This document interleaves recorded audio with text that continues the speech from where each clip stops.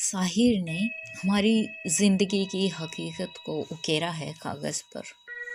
कहते हैं लोग औरत को फकत जिस्म समझ लेते हैं।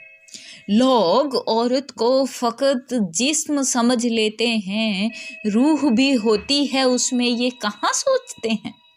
आत्मा भी होती है औरत में, उसमें भी ज़हन होता है, ज्ञान होता है, वो केवल शरीर का नाम नहीं है औरत। लोग औरत को फकत मात्र जिस्म समझ लेते हैं। लोग औरत को फकत जिस्म समझ लेते हैं, रूह भी होती है उसमें, ये कहाँ सोचते हैं। रूह क्या होती है इससे उन्हें मतलब ही नहीं, वो तो बस तन के तकाज़ों का कहा मानते हैं। रूह मतलब आत्मा और तकाजा मतलब कहना। रूह मर जाते हैं तो ये जिस्म है चलती हुई लाश, इस हकीकत को न समझते हैं न पहचानते हैं। रूह मर जाती है तो ये जिस्म है चलती हुई लाश, इस हकीकत को न समझते हैं न पहचानते हैं। कितनी सदियों से ये वहशत का चलन जारी है, कितनी सदियों से है कायम ये गुनाहों का रिवाज। ये मिराक, जंगलीपन, दहशत, बर्बरता जो औरतों के खिलाफ हो रही है वो कितनी सदियों से जारी है। कितनी सदियों से ये वहशत का चलन जारी है, कितनी सदियों से है कायम ये गुनाहों का रिवाज। लोग औरत की हर चीख को नगमा समझे, वो कबीलों का जमाना हो कि शहरों का रिवाज। औरत के दर्द पर हंसते हैं लोग, आज भी चुटकुले बनाते हैं ना लोग।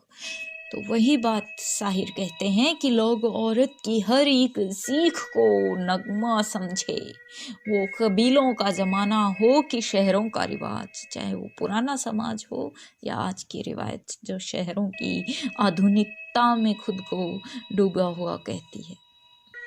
मगर ये आधुनिकता भी तो वही बदसलूकी को आगे बढ़ा रही है, ये हम नहीं देख रहे हैं। जब्र से नस्ल बढ़े, जुल्म से तन मेल करें, ये अमल हम में है, बेइल्म परिंदों में नहीं।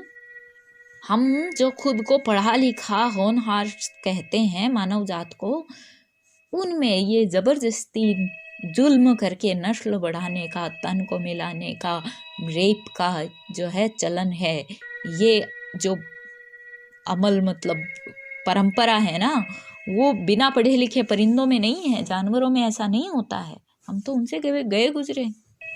जब्र से नस्ल बढ़े, जुल्म से तन मेल करें, ये अमल हम में है, बेइल्म परिंदों में नहीं। हम जो इंसानों की तहजीब लिए फिरते हैं, हम सा वैशी कोई जंगल के दरिंदों में नहीं। हम जो कहते हैं ना इंसान है, तहजीब है, शिष्टाचार है, हम सा वहशी कोई जंगल में भी नहीं है।